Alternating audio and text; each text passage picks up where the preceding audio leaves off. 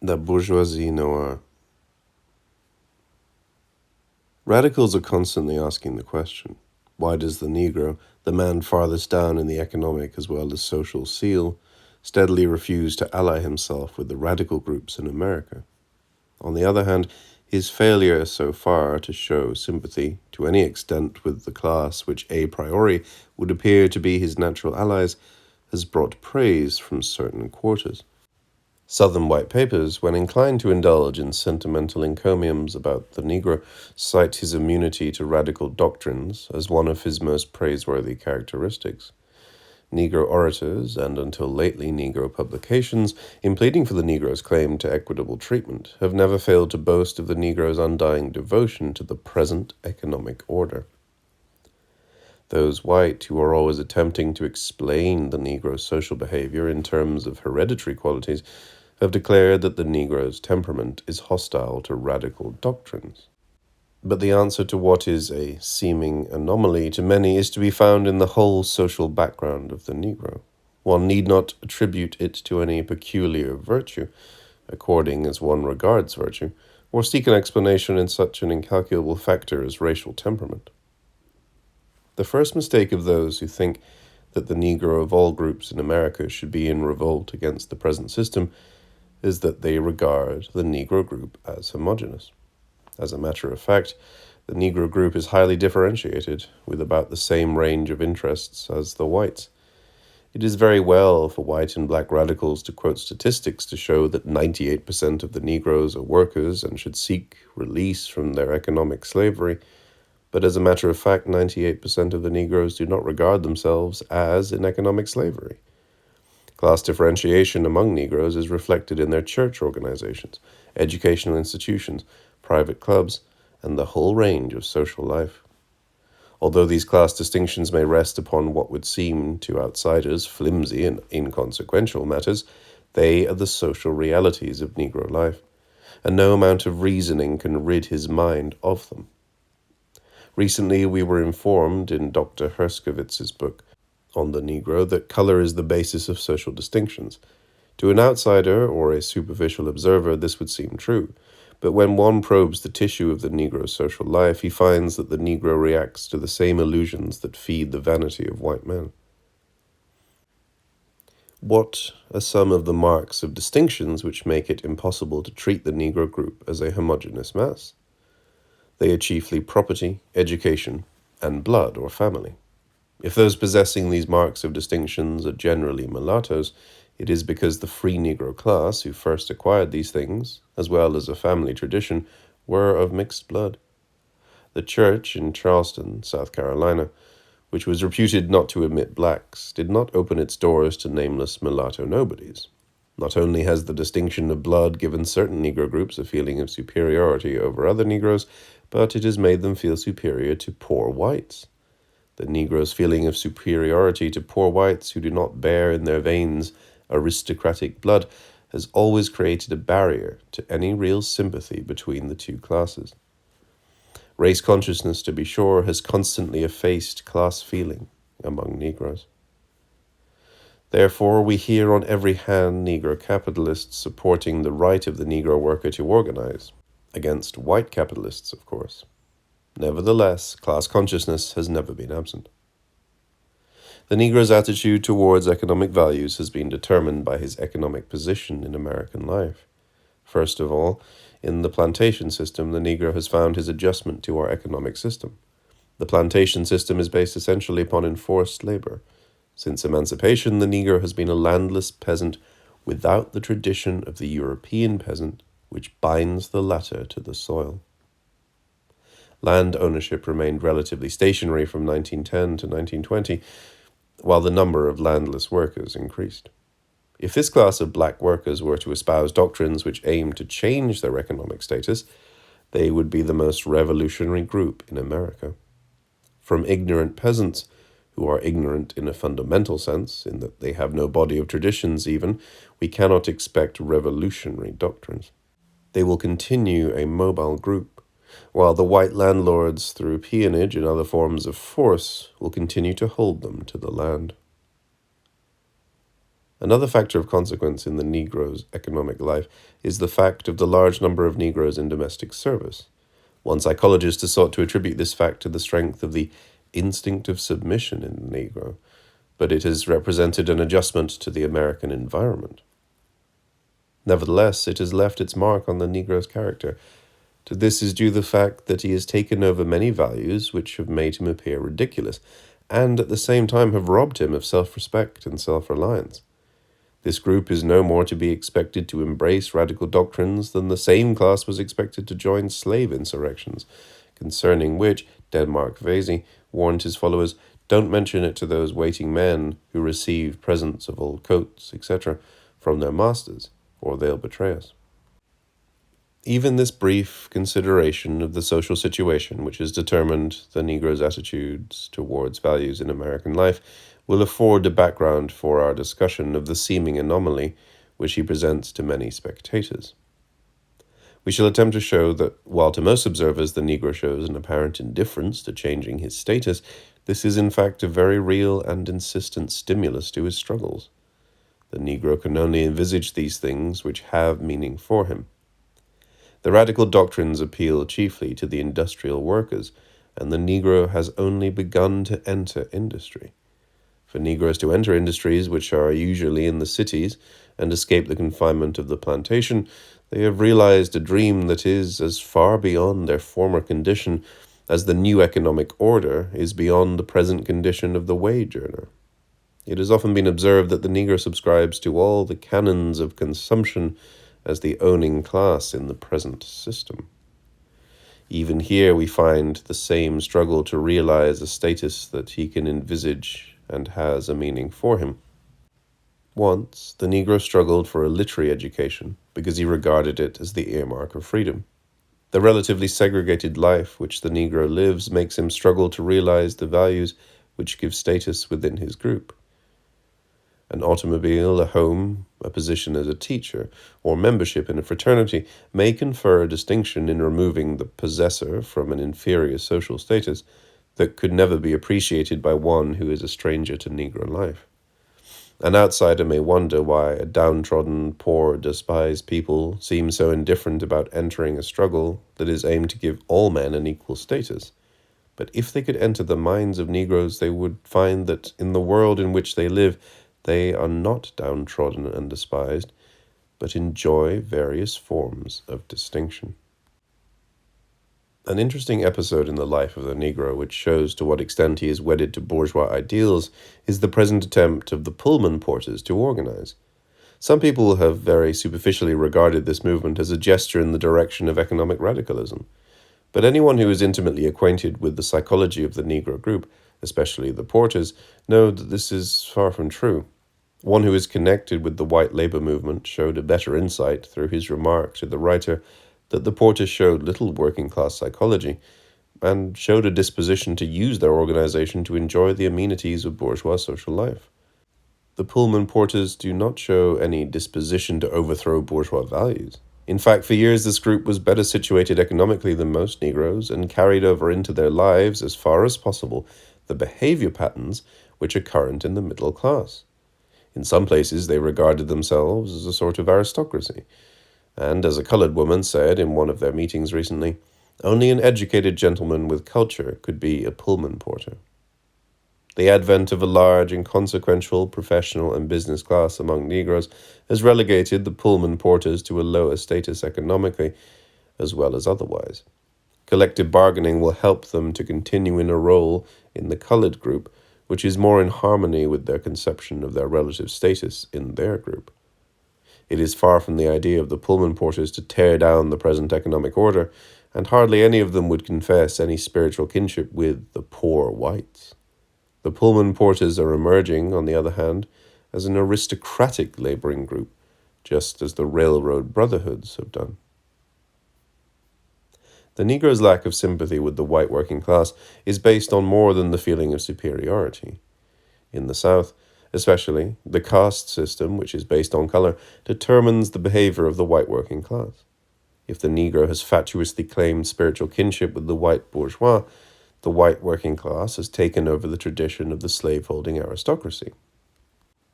When white labor in the South attempts to treat with black labor, the inferior status of the latter must be conceded in practice and in theory.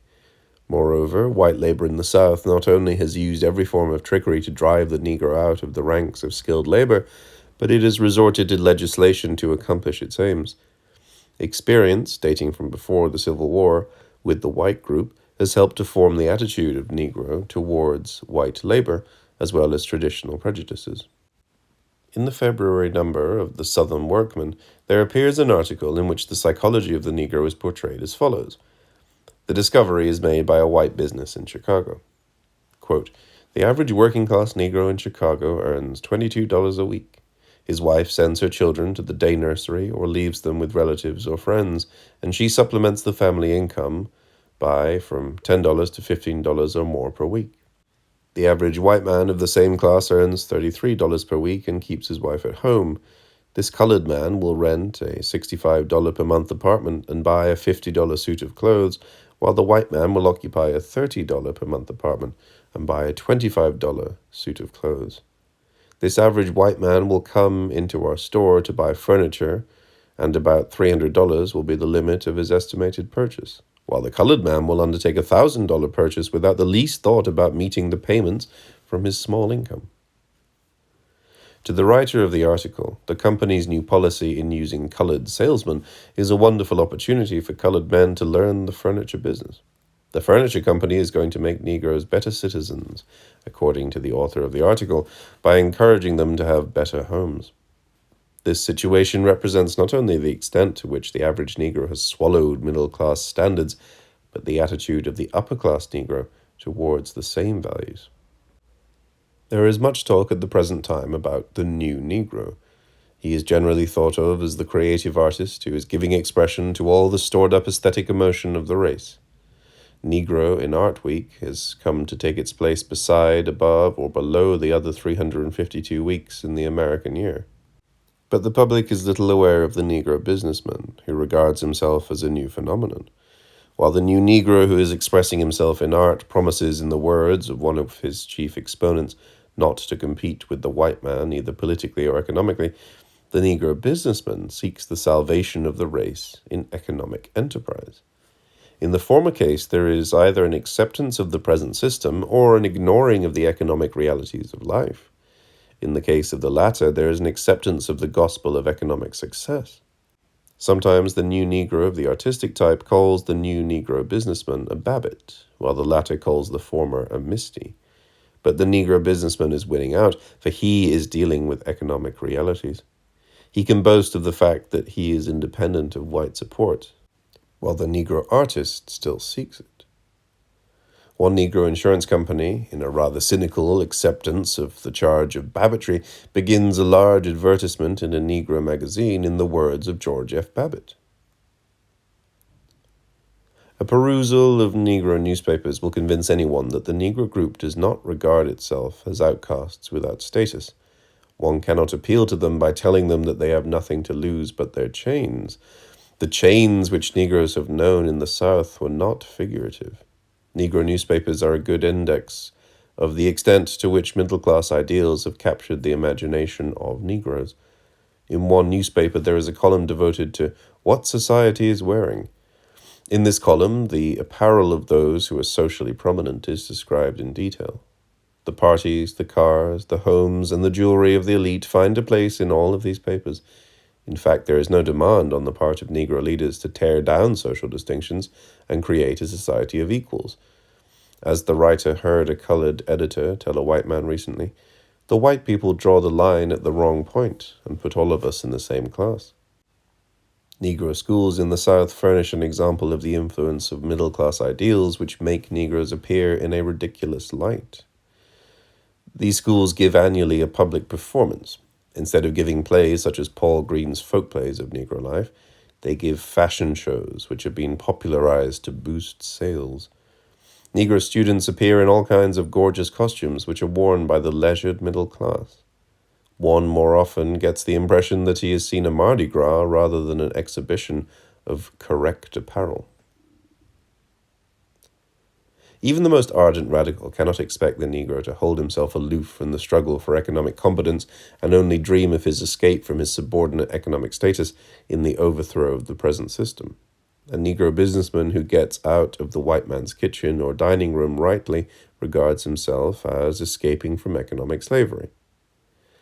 Probably he will maintain himself by exploiting the Negro who remains in the kitchen, but he can always find consolation in the feeling that if he did not exploit him, a white man would. But in seeking to escape from economic subordination, the Negro has generally envisaged himself as a captain of industry. In regard to group efficiency, he has shown no concern. For example, a group isolated to the extent of the Negro in America could have developed cooperative enterprises. There has been no attempt in schools or otherwise to teach or encourage this type of economic organization. The ideal of the rich man has been held up to him. More than one Negro business has been wrecked because of this predatory view of economic activity. Many of those who criticize the Negro for selecting certain values out of American life overlook the fact that the primary struggle on his part has been to acquire a culture. In spite of the efforts of those who would have him dig up his African past, the Negro is a stranger to African culture. The manner in which he has taken over the American culture has never been studied in intimate enough detail to make it comprehensible. The educated class among Negroes has been the forerunners in this process. Except perhaps through the church, the economic basis of the civilized classes among Negroes has not been within the group. Although today the growing professional and business classes are finding support among Negroes, the upper classes are subsidized chiefly from without. To some outsiders, such a situation makes the Negro intellectual appear as merely an employee of the white group. At times, the emasculating effect of the Negro men appearing in the role of mere entertainers for the whites has appeared in all its tragic reality. But the creation of this educated class of Negroes has made possible the civilization of the Negro. It may seem conceivable to some that the Negro could have contended, on the ground of abstract right, for unlimited participation in American life on the basis of individual efficiency. But the Negro had to deal with realities. It is strange that today one expects this very class, which represents the most civilized group, to be in revolt against the system by which it was created, rather than the group of leaders who have sprung from the soil of Negro culture.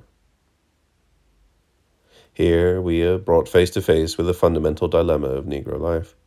Dean Miller at Howard University once expressed this dilemma aphoristically, namely that the Negro pays for what he wants and begs for what he needs. The Negro pays on the whole for his church, his lodges and fraternities, and his automobile, but he begs for his education. Even the radical movement, which had vogue a few years back, was subsidized by the white radical group. It did not spring out of any general movement among Negroes towards radical doctrines.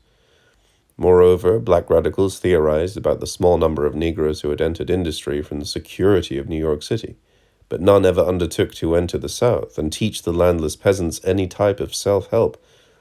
What began as the organ of the struggling working masses became the mouthpiece of Negro capitalists. The new Negro group, which has shown a new orientation towards Negro life, and the values which are supposed to spring from Negro life, has restricted itself to the purely cultural in the narrow sense. In this article, the writers attempted to set forth the social forces which have caused the Negro to have his present attitude towards the values in American life. From even this cursory glance at Negro life, we are able to see to what extent bourgeois ideals are implanted in the Negro's mind. We are able to see that the Negro group is a highly differentiated group with various interests, and that it is far from sound to view the group as a homogeneous group of outcasts. There has come upon the stage a group which represents a nationalistic movement. This movement is divorced from any program of economic reconstruction. It is unlike the Garvey movement in that Garvey, through schemes, fantastic to be sure, united his nationalistic aims with an economic program.